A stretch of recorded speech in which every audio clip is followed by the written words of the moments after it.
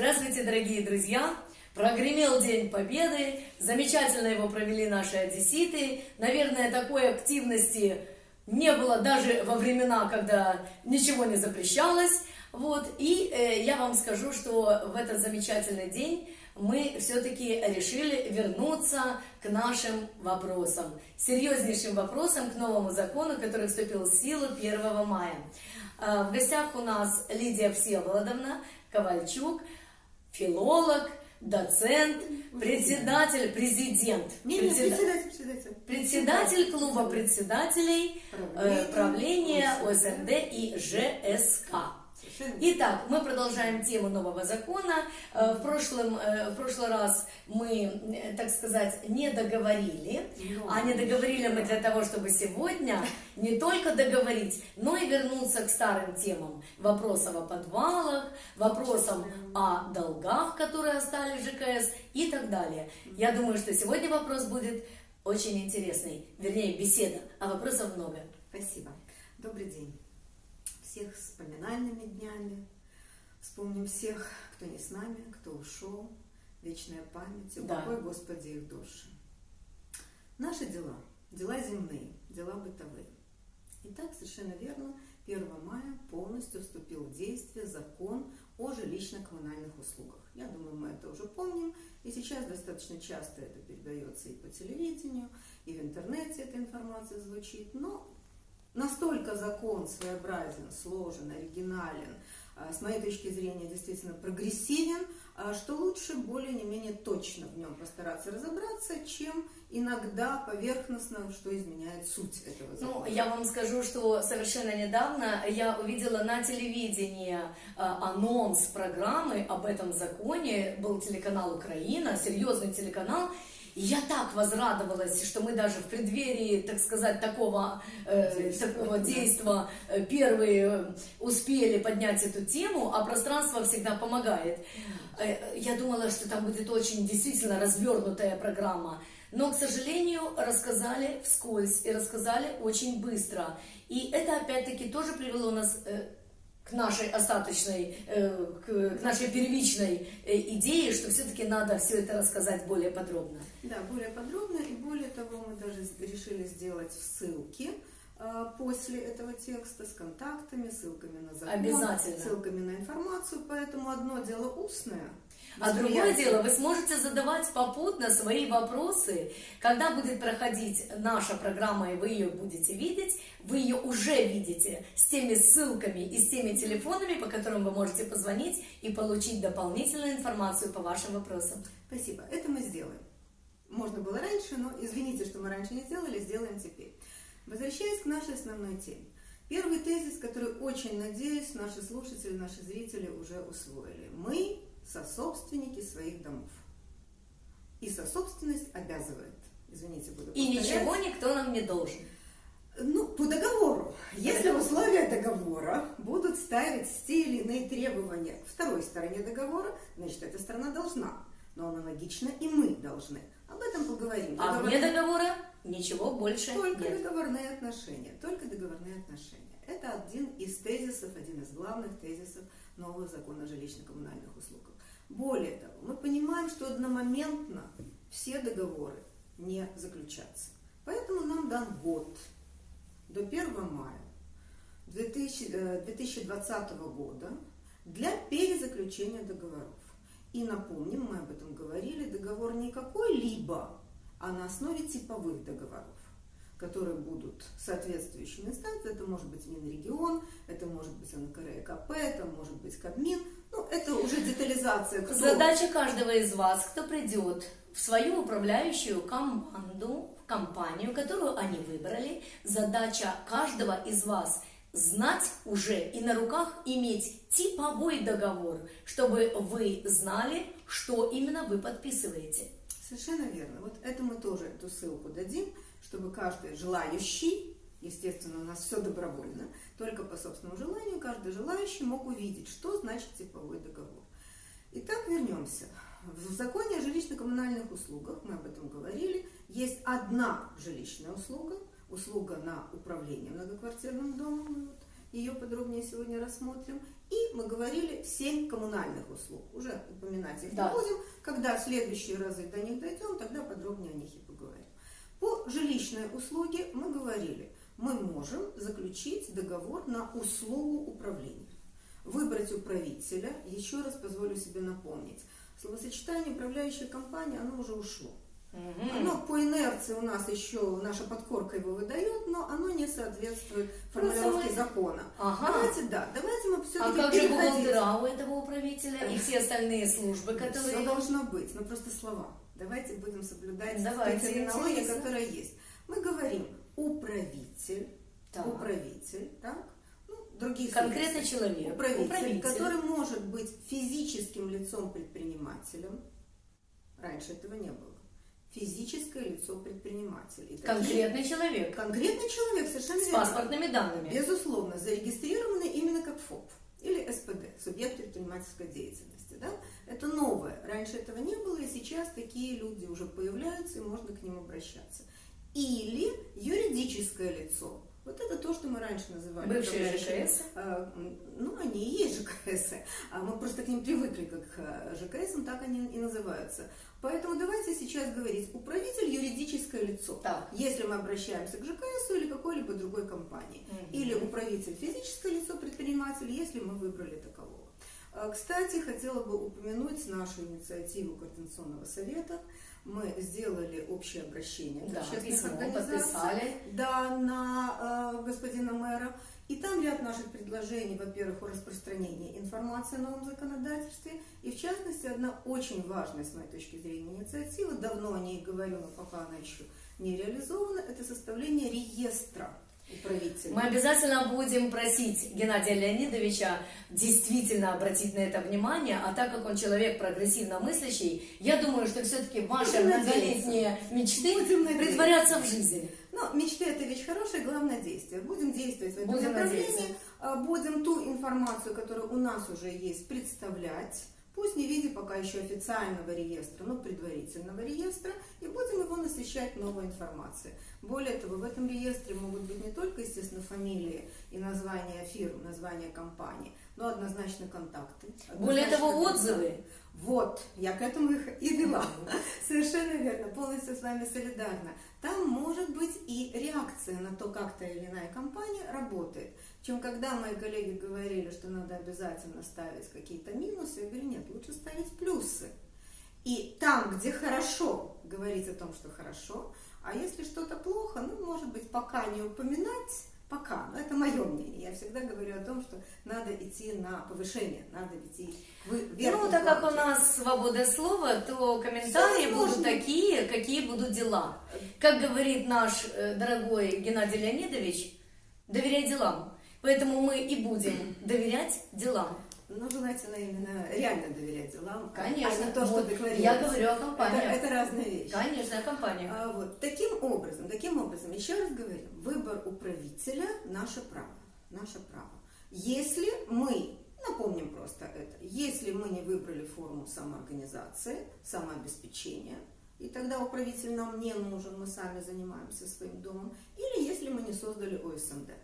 ОСМД тоже само занимается своим домом, но оно тоже может заключить договор, но уже не обязательно с управителем, а с обслуживающими компаниями на те или иные услуги. А разве не может ли собрание жильцов заключить такие договора? Все может, но это тогда первая форма, то, о чем мы с вами говорим. Очень хорошо. Вы сами решите, что вы через свое общее собрание берете ответственность за выполнение своей основной функции, я не напомнила, извините, пожалуйста, но управлять домом, управлять не услуга, а именно управлять домом, имеем право только мы.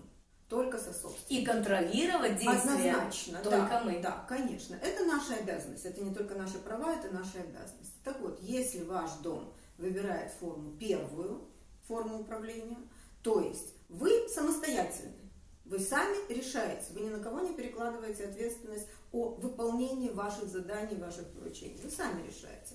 Тогда, безусловно, все договорные отношения вы берете на себя. Если по каким-то причинам в доме нет желающих этим заниматься, или нет тех, кто может этим заниматься, вы принимаете решение о договоре на услугу управления. И в этом договоре прописываете все поручения, которые вы дадите. чтобы это делалось за вас. Но другое дело, контроль, конечно, за вами. Это, безусловно, так, это тоже... Потому что у нас всегда есть надежда, что кто-то должен прийти, технадзор, например, как было раньше служба. Он и есть, он и есть. Но все эти формы, но теперь мы должны контролировать и технадзор, выходит. Дело вот в чем. Технадзор – это может быть государственная структура, это может быть коммунальная структура. Это один уровень контроля. Но скажите, пожалуйста, кто лучше, чем сам собственник, проконтролирует, что и как сделано? Другое дело, степень компетентности. Это насколько, первое. Да, насколько мы это можем сделать. Но никто нам не мешает. Во-первых, пригласить специалиста-эксперта. Это не обязательно должен быть официальный. Которого мы должны оплатить. А Все совместно. мы все должны оплачивать. Вот оплачивать мы должны все. Вот это уже пора к этому привыкать. Другое дело, насколько мы в состоянии это делать. Вот это, конечно, будет вопрос. Но вот для этого-то и нами предлагается 3 варианта управления. Вернее, форм управления, или самообеспечение, если мы можем, хотим, по крайней мере, попробовать, мало ли. Никто нам не мешает, никто не мешает потом изменить. В течение года, а даже ранее мы можем изменить. Да.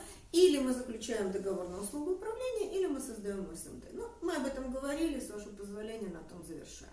Предположим, мы выбрали вторую форму, да? Договор с управителем на услугу управления. Мы помним, что это должен быть типовой договор. Мы помним, что этот типовой договор уже утвержден, говорили в прошлый раз, это было в сентябре прошлого года, и эту ссылку мы дадим, чтобы каждый смог посмотреть это постановление. Как выглядит. Да, не просто как выглядит, там сначала идут правила оказания услуг, они тоже очень подробно расписаны, очень детализированы, дай Господи, чтобы... Я надеюсь, что мы это и проговорим, потому что, Конечно. выходя на ссылку и сталкиваясь с печатным текстом, большинство людей впадает в кому.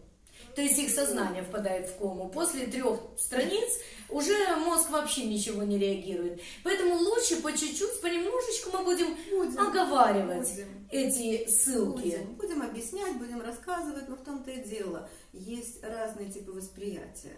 А некоторые предпочитают устное, вот то, о чем вы говорите, да, и с комментариями, с вопросами, диалогом. А некоторых, наоборот, вот это устное и видео может скорее раздражать. Мы рассчитаны на первых. То есть наши программы рассчитаны конкретно на тех людей, кто должен услышать, помимо того, что он увидит.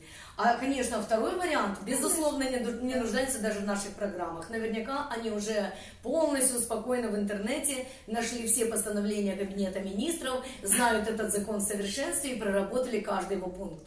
Но мы говорим о тех, кому мы нужны. Не занимается, да. Но я думаю, что мы нужны многим, независимо от способа их восприятия, потому что, да, как вы говорите, изучить и разобраться во всем, но это кто-то фантастически способный. Может. Есть такие люди. Есть, конечно, люди есть всякие, это прекрасно. Но дело в том, что нормативная база очень велика. Она не сводится только к самим законам. Подзаконные акты многочисленные. Мы говорили, что, увы, к сожалению, некоторые из них противоречат друг другу. Поэтому лучше, чтобы все источники, ну пусть не все, я не претендую, что мы представим все, но основные мы будем стараться. Да, мы будем к этому стремиться, как идеалу. Но основные источники, чтобы уже были в вашем доступе, вот систематизированные, а дальше будем дополнять эту основную базу. Итак, в этом сентябрьском постановлении Кабмина утверждены правила оказания услуги управления, мы на этом сегодня остановимся, и типовой договор. А типовой договор и на услугу управления, и на коммунальные услуги должен включать в себя, об этом мы раньше не говорили, вот это новая информация, должен обязательно включать в себя 8 позиций, так называемых, предписанных, обязательных, нормативных. Давайте мы о них поговорим. Они называются существенные условия договора. То есть, если вам на услугу управления, не на обслуживание вот какой-то отдельной системы, а на услугу управления представлен проект договора, я все-таки сказала корректно, проект договора, потому что часто делается не проект, а вот сразу уже готовый, извольте подписать. Будьте очень внимательны. Это не есть хорошо, говоря по-одесски, да? Так вот, если вам все-таки корректно представили проект договора, обратите внимание, что в нем должны быть выдержаны вот эти 8 обязательных, существенных условий договора.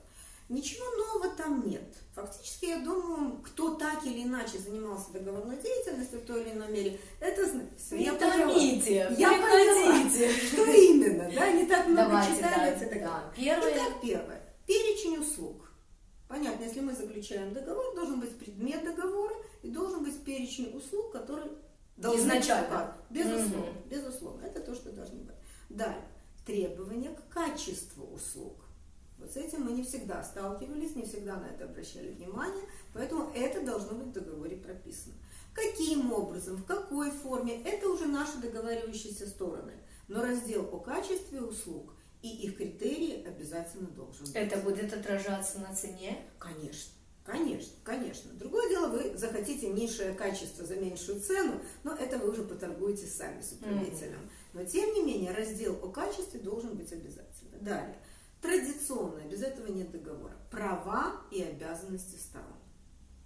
Обеих сторон. Потому что, увы, скажу сейчас малоприятную фразу, но реальную фразу. Мы привыкли требовать, даже если мы не всегда добиваемся того, чего мы хотим, ну, дай Господи, чтобы мы добивались, но мы не очень привыкли свои обязательства выполнять. Давайте вот об этих обязательствах и поговорим. Не всегда о них знают. Да. Поэтому, безусловно. чтобы исполнять что-то и выполнять, нужно знать. Хотя незнание не освобождает от ответственности, но безусловно, да. Права и обязанности сторон обязательно поговорим, обязательно уточним. Там тоже достаточно большой перечень и требований к управителю, и его прав, и его обязанностей, и к нам. Наши обязанности. И наши. Его обязанности мы уже предполагаем.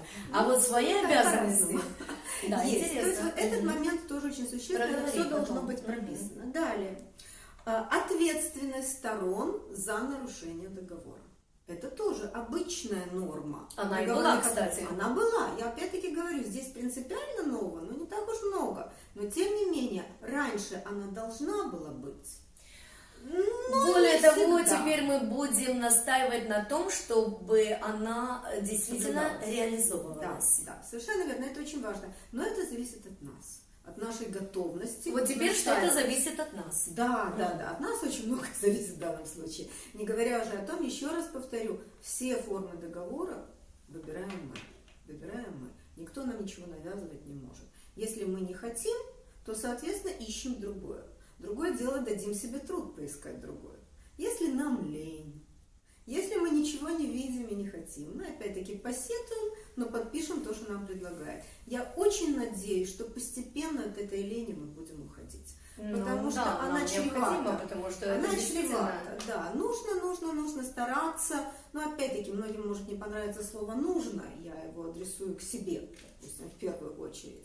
Но я считаю, что наша позиция социальная активность, да, безусловно. Тут мы с вами родственники абсолютные. Я имела в виду другое. Наша психология хозяев, ее пока еще нет. Ее надо формировать. Мы хозяева своего дома. Да, он запущен, да, он заброшен. У многих. Не скажу у всех, но у многих. Да, в нем очень много проблем. Особенно старые фонды.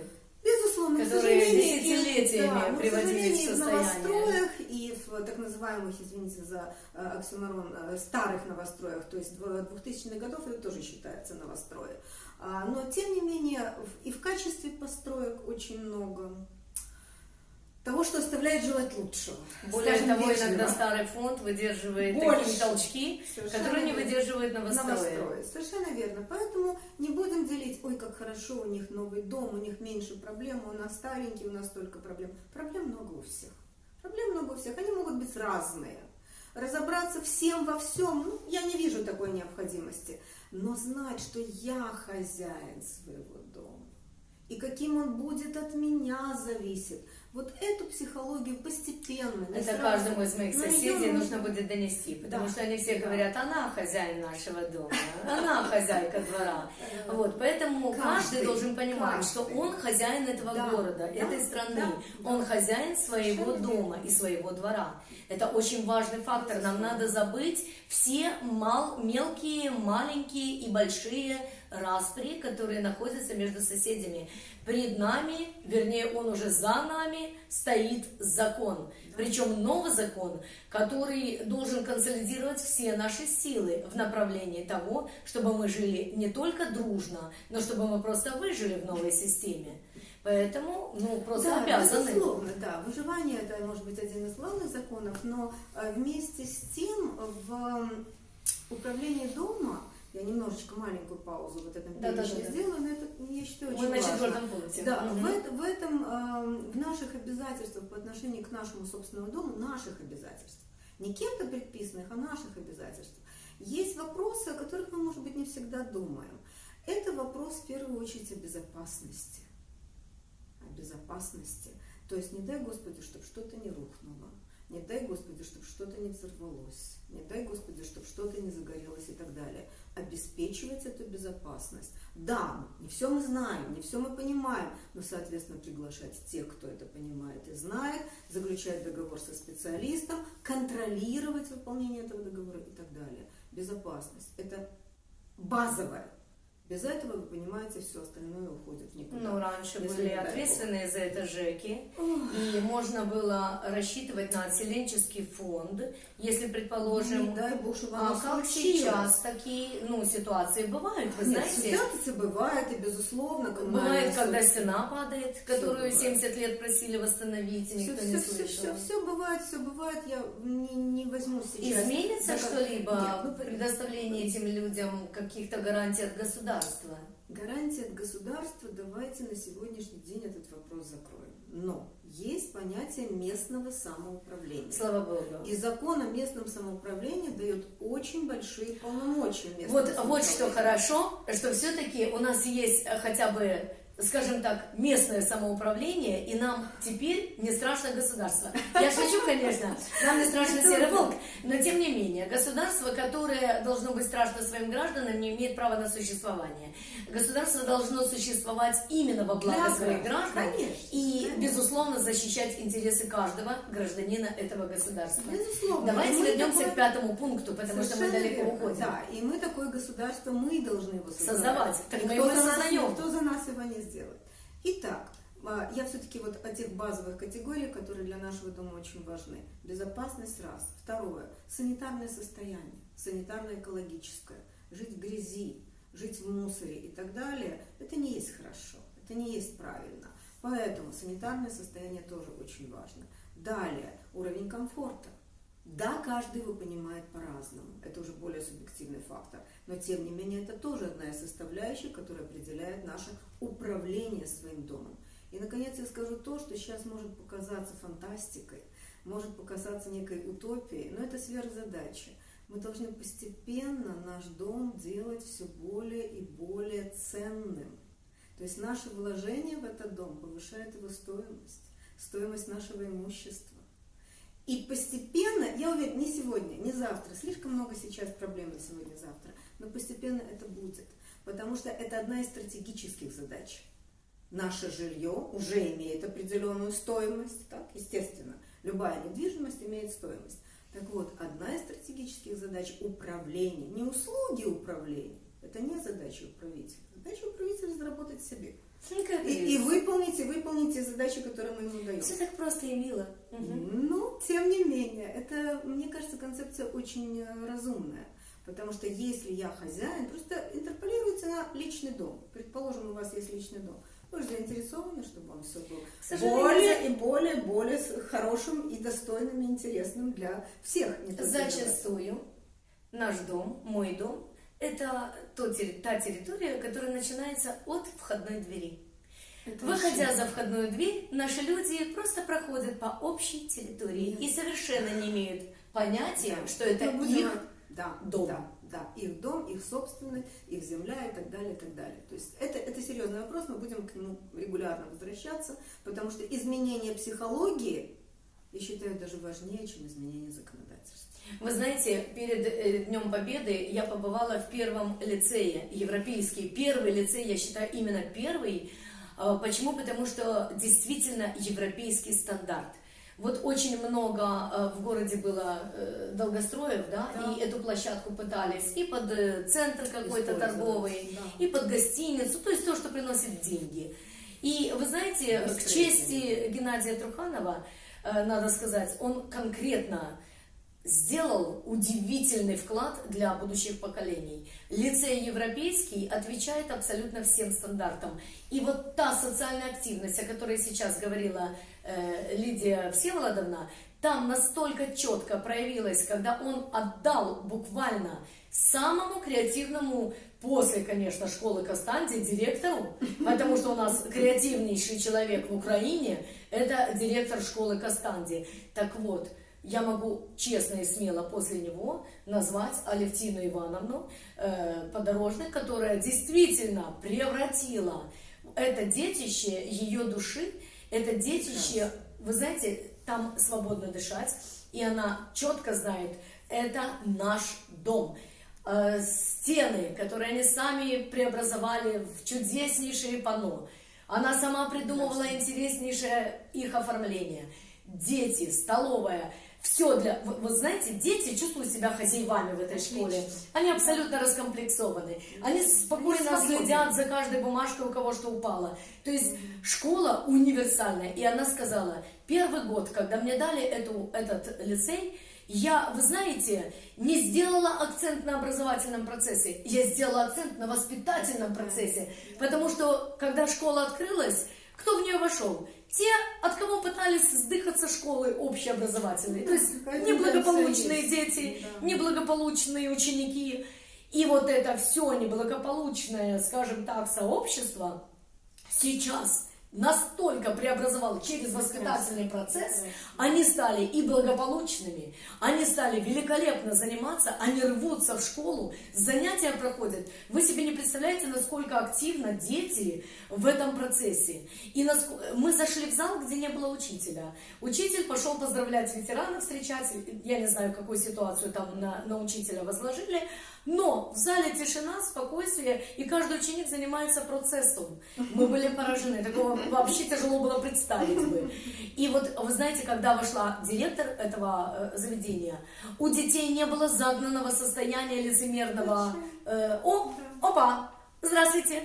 Они с такой радостью нас поприветствовали, так спокойно они приветствовали директора, у них светились глаза. Вот воспитательный процесс, о котором сейчас идет речь, он первичен, он первичнее всего. Поэтому мы сейчас воспитываем гражданина своей страны. Мы сейчас воспитываем именно человека социально активного, человека, который является человеком, а не рабом. Не рабом системы, не рабом своей ленности, своего мирка, мировоззрения. Мы сейчас воспитываем гражданина. Помимо этого, этот воспитанный нами гражданин будет еще и иметь знания, которые будут в его руках, как оружие. Да. Итак. Да. Гражданин, безусловно, и гражданственность это очень важно, но опять-таки это выбор каждого, быть гражданином или быть населением. Это тоже очень серьезный вопрос, с вашего позволения, я не пойду сейчас в эту сторону. Но мы пытаемся воспитывать хозяина. Вот. Хозяина. Хозяин дома. Мы говорили, да? Хозяин страны, первый шаг. Хозяин школы, не просто директор, который решил. Совершенно верно, да? А ученики, то, о чем вы говорили, они тоже себя, надеюсь, ощущают такими хозяевами этой прекрасной школы. Дай Господи, этого лицея. Так вот, возвращаясь к нашим темам. Именно, да. Возвращаясь к нашим темам. Следующее обязательное условие, которое должно быть в договоре, это однозначно, тут вопросов нет, это цена договора. Цена договора. Мы привыкли о цене на квадратный метр. Это может иметь место, хотя это не совсем правильно. Должна быть сумма договора, которую дом оплачивает управителю. Эта сумма договора состоит из составляющих, то есть взносов или оплаты, я неправильно сказала взносы этого СМД, а оплата. Дом, который не является СМД, это оплата. Оплата, которая рассчитывается из квадратных метров, которые нам принадлежат. И вот этот вопрос цена договора, это вопрос, не совсем моя лексика, торга. А торг поторговаться. Торг уместен. Вы это слышали, господа? Торг уместен, безусловно. Потому что мы привыкли сетовать, мы привыкли возмущаться, почему такая. Вот сейчас вот очень серьезное повышение. Но сетовать, возмущаться Они уже могут те, кто да, либо не тянет. Могут много, самые разные могут быть причины, я не погружаюсь сейчас в причины. Но мы не привыкли, да, на рынке мы привыкли торговаться. Так вот давайте поймем, что мы сейчас на рынке, и нам оказывают услугу. И мы можем И мы торговаться можем о цене торговаться. этой услуги. Совершенно верно. Другое дело, еще раз повторю, если мы заключаем договор на услугу управления, не обслуживание, когда можно что-то одно выбрать, 1, 2, 3, 5 минут, а услугу управления, там должны быть весь перечень положенных услуг, но цена каждой из этих услуг может дискутироваться. Можно об этом говорить. Именно каждая цена Да. составляет главную цену. Входит в общую Зарплаты цену. В том числе, управителю. не совсем так. Помните, мы говорили о особенностях вот этого нового закона, что все деньги, которые мы платим на содержание дома, должны идти не на зарплату управителя его штата, а именно, таки да, как в Одессе говорится, на содержание дома. Но мы сейчас говорим о цене управителя. Но в эту цену входит, мы это тоже упоминали, сейчас просто это повторим, в эту цену входит отдельная статья услуга самого управителя. То есть его вознаграждение. Ну, не только его сотрудников, его штата, административные расходы. Вот, мы перешли к команде. Совершенно верно, конечно. Даже если это ФОП, даже если это физичная особа предприемец, если это субъект предпринимательской деятельности, все равно у него есть определенный, даже если не штатно, на договоре, но есть сотрудники. Один человек все не сможет сделать и все услуги оказывать. Но я еще раз говорю, цена договора включает в себя основную сумму на содержание дома, это основная сумма, и дополнительную сумму на вознаграждение управителя. И вот эта зарплата, вот то, о чем вы говорили, и все остальное должно сидеть вот в этом втором компоненте. На сегодняшний день, к сожалению, это не так. Не знаю, обращали вы внимание или нет, на те договоры, которые были заключены райадминистрациями в 2017 году по результатам конкурса с нашими ЖКСами. Там уже возникала эта последняя строка вознаграждения управителя. И там очень-очень так скромненько стояла 1 копеечка с квадратного метра. То есть формально статья была, а по сути... Не работала. Ну, не то чтобы не работала, но она была эфемерна, она не соответствовала действительности. Все так же продолжали закладываться затраты административные в те основные статьи, которые касаются содержания. Один вопрос. По поводу зарплаты, вознаграждения управителя. В эту сумму будет входить и зарплата его команде? Конечно, да. А кто будет определять зарплату его команде? Он сам лично? Он. Ну, исходя из того, что он будет определять зарплату своему бухгалтеру, своему юристу, своему секретарю. Увеличивается эта цена. Вот. Да. Какой же тогда торг? Нет, подождите. Он должен нам предложить. Мы можем по этому поводу высказать свое мнение. Он скажет, хорошо. Вот тут я понижаю, но в результате этого будет так-то, так-то, так-то. Вас это устраивает? Нет. Мы говорим, нет, нас так не устраивает. Ну, значит, такая цена. Давайте искать компромисс. Давайте искать среднее решение. Мы сейчас говорим об общей теории. Мы не говорим о конкретной сумме по конкретной услуге. Вопрос на засыпку. Да. Имеют ли право жильцы, не будем брать какой схемы дома, ОСМД или собственники, имеют ли право жильцы определять себе раз в месяц услуги бухгалтера, который может единоразово просчитать им то, что им нужно просчитать? Нет, мы сейчас опять-таки немножко запутались. Давайте пытаться распутываться. Если первая форма управления. Так, первая форма. именно первая. Первая форма. Никакого управителя нет и в помине. Мы сами.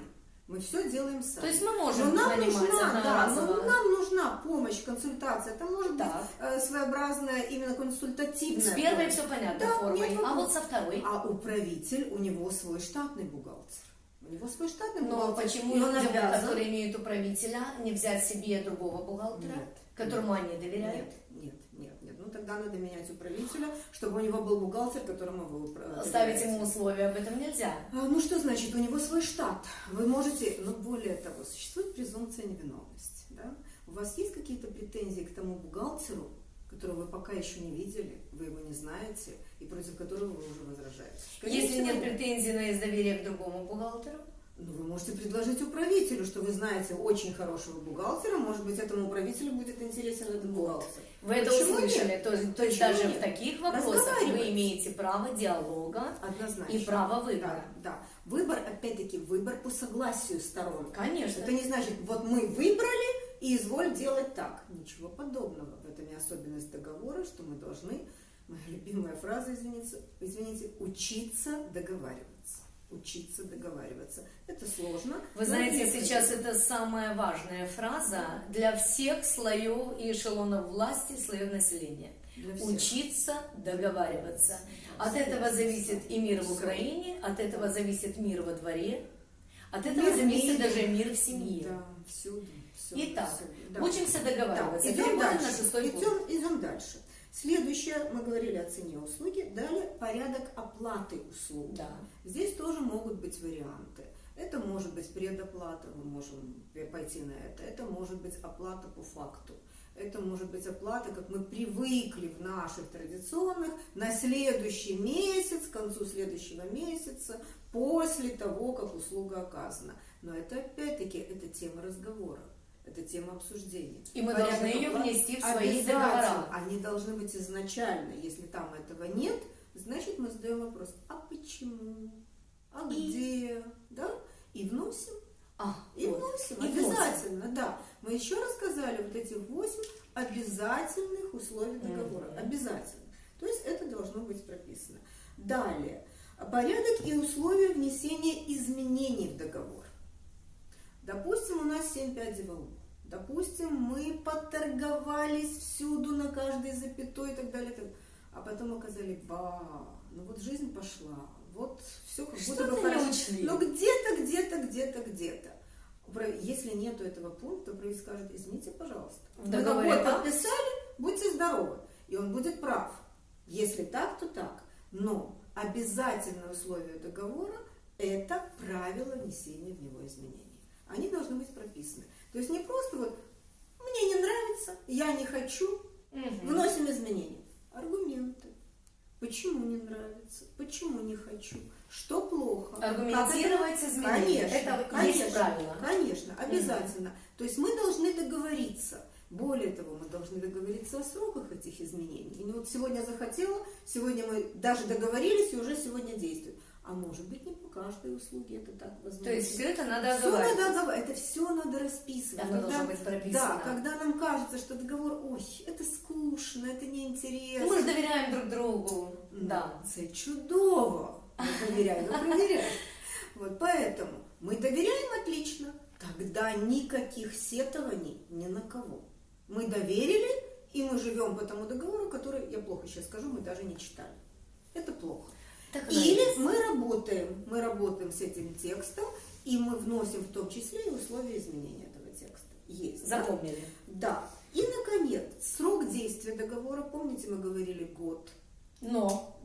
С соответствующими возможностями. Порядок и условия его продления за месяц мы должны, если мы хотим изменить этот договор, мы должны об этом предупредить. Если нет, если не произошло уведомление за месяц, он пролонгируется на следующий год автоматически. Вот это мы с вами уже произносили, сейчас еще раз произнесем. И условия расторжения. Условия расторжения. Если год не прошел, но не сложились наши отношения с этим управителем, и на горизонте возник некто, кто нам кажется более нам интересным, то мы проводим общее собрание, опять-таки по процедуре, прописанной, она вся в законе сказано, там сложности. Организовать – это работа. Нельзя сказать, что вот легко. Сделали объявление, во дворе собрались, покричали, разошлись и все решено. Нет. Там своя процедура проведения собрания будет нужно. Безусловно, с тоже протоколом. поговорим. Да, конечно. Безусловно, с Голосованием, опросным подписями. листом, Да, подписным. да. Все это должно быть сделано. Тем не менее, провели собрание, подсчитали голоса. Еще раз напомню, по площадям мы считаем. То есть каждый голос это не одно физическое лицо, а те площади, которыми мы владеем. Вы Наша это услышали, собственность. господа? Да, наша Ведь мы собственность. об этом не говорили раньше, поэтому для нас это совершенно новое открытие. Ну, мы особо общих собраний не проводили, согласитесь. Мы могли собраться во дворе. Да, Но да, это были общие собрания. Протокольно редко. для того, чтобы это было какое-то решение, оно Это шло только дальше. в тех дворах, где были какие-то конфликты, и когда их спросили, а где протокол вашего собрания, вот тогда они уже Они знали, это что делают. надо Надо делать это протокол. Вполне вероятно. Я такие случаи, эксклюзив такой я не отслеживаю, поэтому сказать не могу. Это был Но эксклюзив. сейчас обязательно все решения, все договорные решения, вот может быть я поставлю точку в предыдущей фразе и начну с прописной буквы.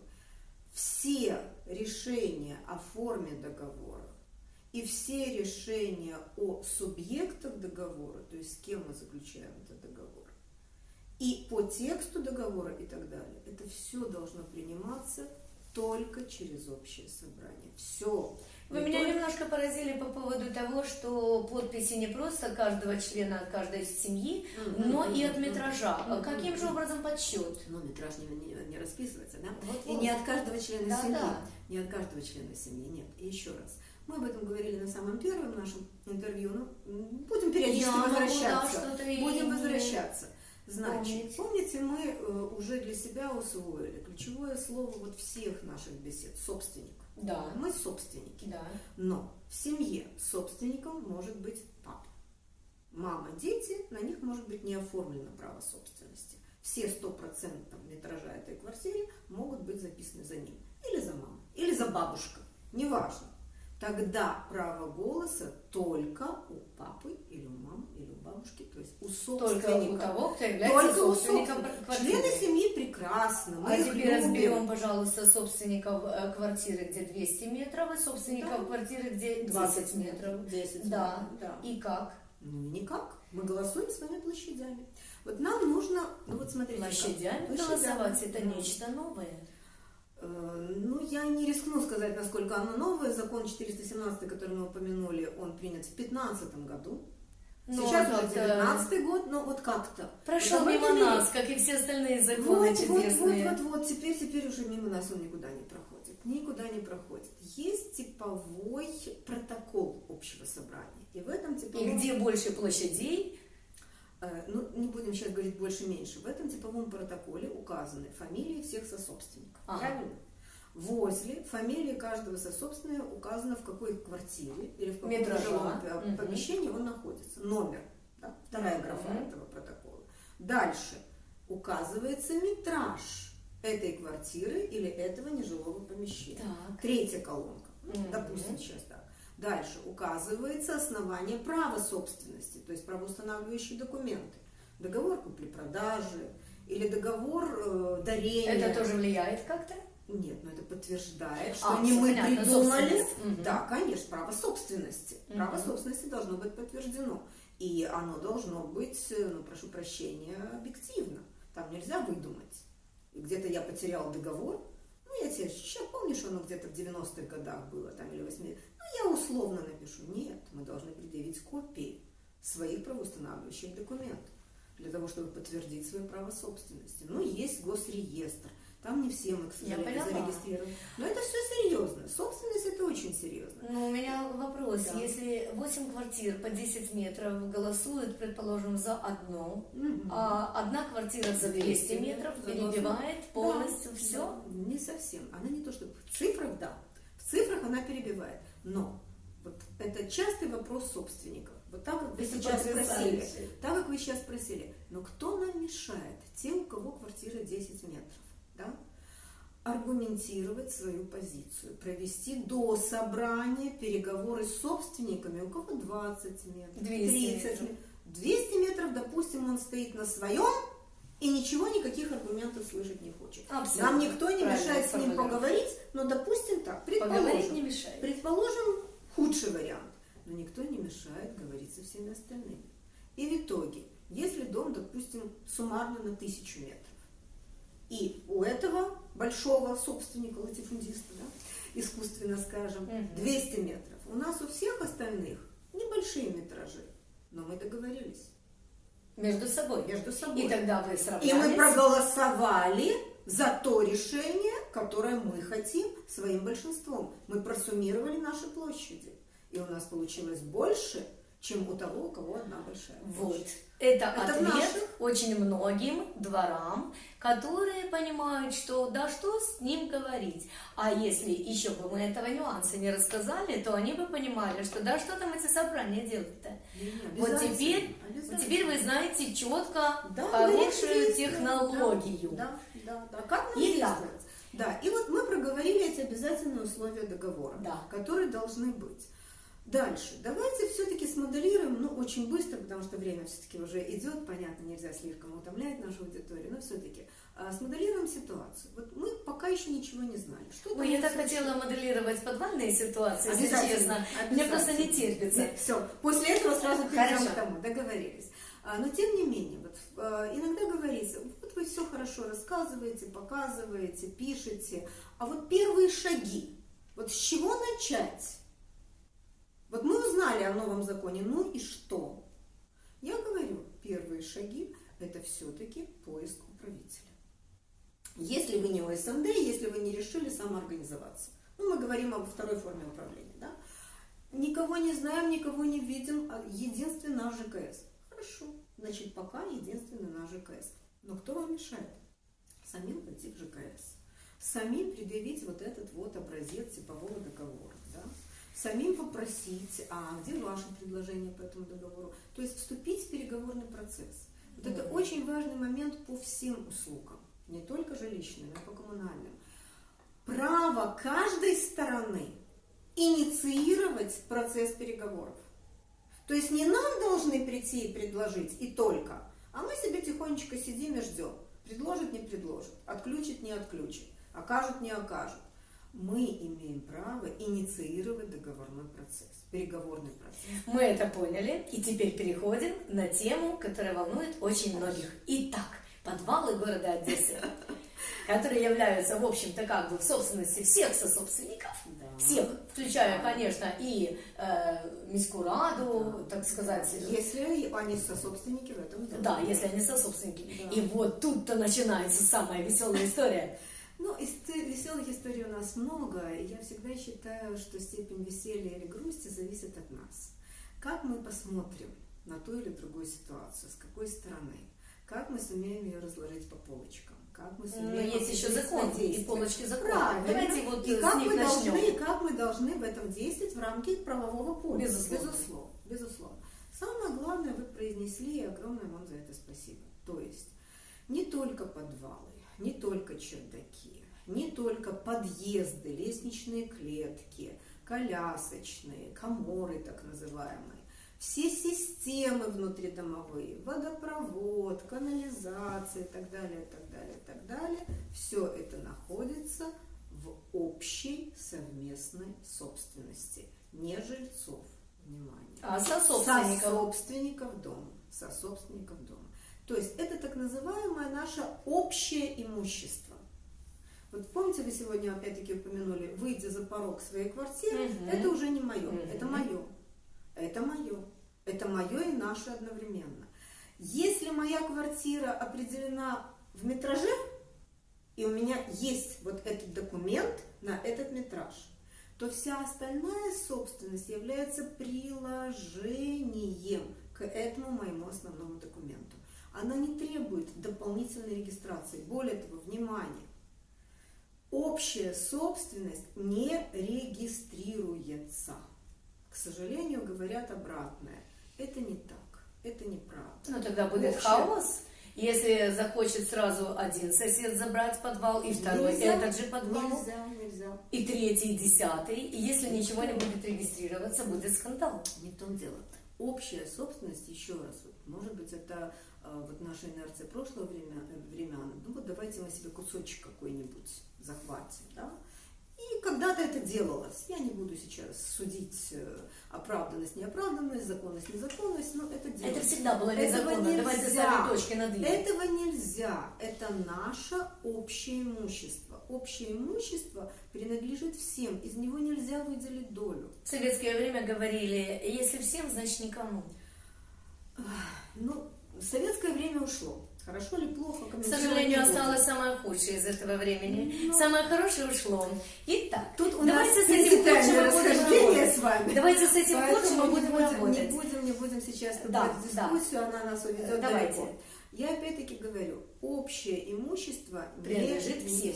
Оно неделимо. Оно неделимо. Так. Выделить долю, ее зарегистрировать нельзя. А Даже что же если- делать? Договориться опять? Ну, договариваться это вообще наш закон. Только это у нас и... То есть держава вместе с внутри. соседям собраться и сказать: ребята, вот есть подвальное помещение, которое вот засорено, замусорено, в нем надо выгрести вот 5 машин Это мало. чего-то, Обычно больше. ну, образно говоря. Ну вот давайте, либо все вместе это делаем и все вместе пользуемся, либо я вот выгружаю все это вот, беру, оплачиваю машины, оплачиваю рабочих, и здесь будет у меня вот, например, мастерская по изготовлению рамочек. И соседи говорят: а давай. И что? И это незаконно. И Вот. это незаконно. Поэтому мы и говорим. Эти территории должны пустовать. Ну почему? Мы, как сособственники дома, можем решить, как мы их будем использовать, что в этих территориях мы будем делать.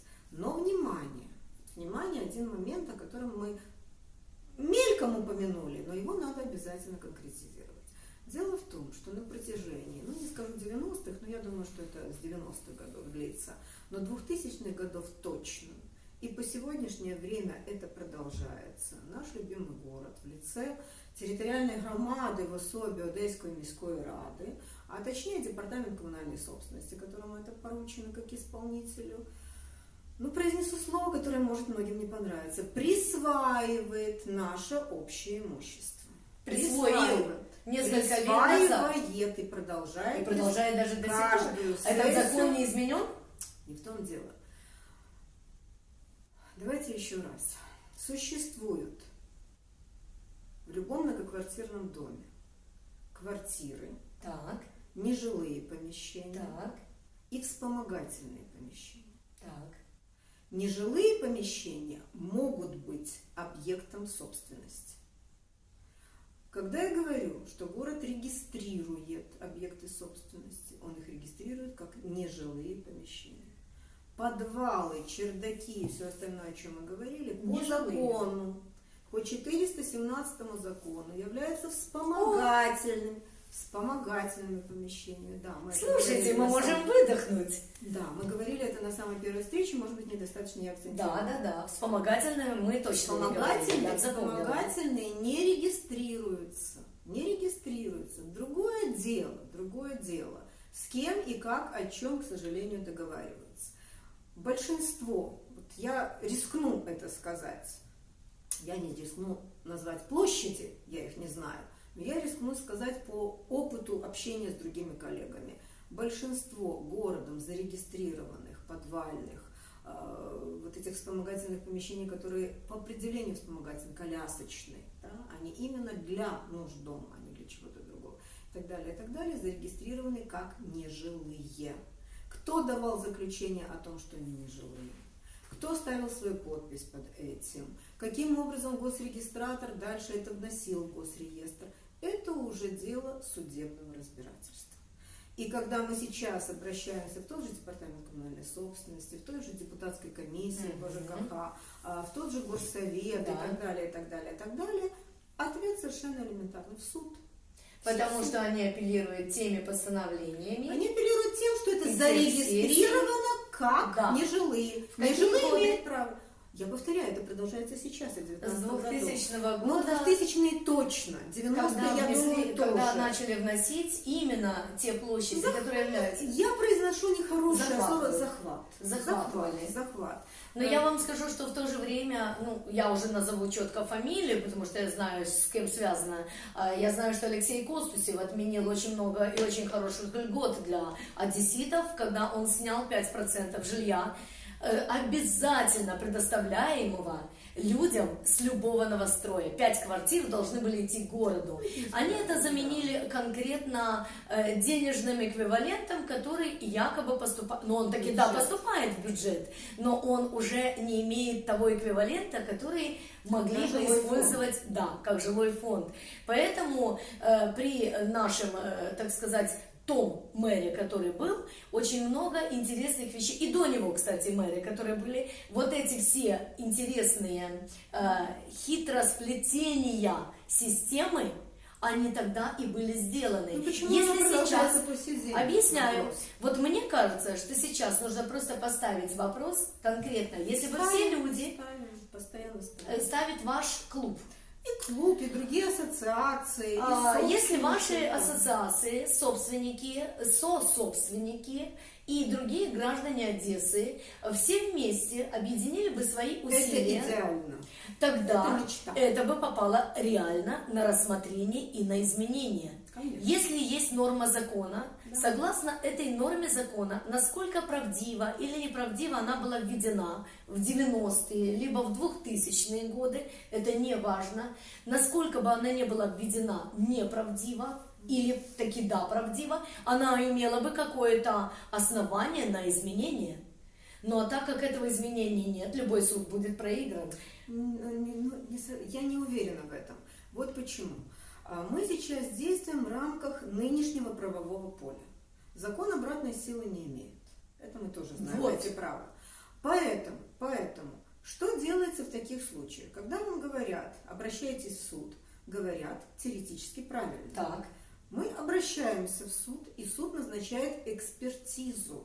так. И если экспертиза, если эксперт под свою ответственность, потому что это его реноме, это право его подписи, это его персональная печать эксперта, берет на себя ответственность подтвердить, что да, это было сделано ошибочно, да, это не нежилое, а вспомогательное помещение, тогда суд обязан отменить ту регистрацию. Значит, вы услышали сейчас интересную зацепочку в восстановлении справедливости. Вы услышали, что вам нужно найти такого специалиста, которого никто не подкупит, да, которого никто не испугает, который будет честен, как в советское время были честны доктора. Такого эксперта, который даст честную оценку именно по вашему вопросу, более того, осмелится выйти с этой оценкой в судебном процессе. Конечно. Поэтому, если вам повезет на такого эксперта, вы будете иметь право и иметь, самое важное, возможность, чтобы справедливость восторжествовала в вашу пользу. Итак, Это если мы говорим о возврате подвалов. Есть даже целая фейсбук-группа, и не единственная, которая так и называет «Возврат украденных подвалов». Тоже такую Уже хорошо. ссылку мы Какая-то можем брать. активность. Да, активность очень большая в нашей Замечательно. стране, вопросов нет, это все так. Я просто говорю, что прежде чем сетовать, прежде чем пытаться какие-то действия предпринимать, желательно разобраться, желательно понять, в каком правовом поле мы действуем и каким образом мы имеем шанс на положительное решение. вот давайте здесь уточнимся. Я, как журналист, не просто как Рита Колобова, считаю, что правовое поле должно быть одно. Конечно. Поэтому не в Конечно. каком правовом поле, а конкретно в правовом поле. Нет, но мы должны его знать. Именно Факт знать. существования правового Другого поля, нет. оно есть. Но насколько мы компетентны, насколько вторая сторона может быть более изощренна в пользовании этим правовым полем и подзаконных актов, это другой вопрос. Поэтому любое судебное разбирательство – это опять-таки процесс. Да? Судья должен занимать абсолютно нейтральную Мы еще позицию. забыли про судью. Конечно. Помимо Мы не того, что вы забыли. найдете Мы не забыли. эксперта с психологией Да. советского врача, вы должны найти еще судью с психологией советского судьи. Нет, это не получится. Конечно. Не получится, потому что судьи не ищут. Сейчас существует автоматическая система Вот вам и назначения ответ. судьи по конкретному процессу. И это правильно. Поэтому искать себе персонального судью не нужно. Всё. Это противозаконно. Мы приехали. Мы едем, поезд все равно идет. Поэтому конечная станция еще очень далеко, и у каждого Ну, она дай будет бог, своя индивидуальная. дай бог, да. Но главное, еще раз, вот, что я считаю главным, я не претендую на то, что так буду считать все, но что я считаю главным. Прежде чем какие-то действия предпринимать, давайте разберемся, как и что. Более того, давайте будем грамотнее. Да, да, совершенно верно. Нормы закона существуют. Я не имею права сказать 100%, но я уверена, что в значительной мере они в пользу нас, в пользу собственников. Новые нормы закона, новые нормы закона. Но, во-первых, мы их не знаем. А вот давайте о них поговорим на следующей встрече. Мы опять оставим вас немножко голодными, потому что когда беседа приобретает такие активные витки, а по времени, в общем-то, как бы мозг уже подустал, давайте мы на следующую встречу именно этот вопрос и оставим. Итак, с вами была Лидия Всеволодовна и Рита Колобова. Будьте здоровы.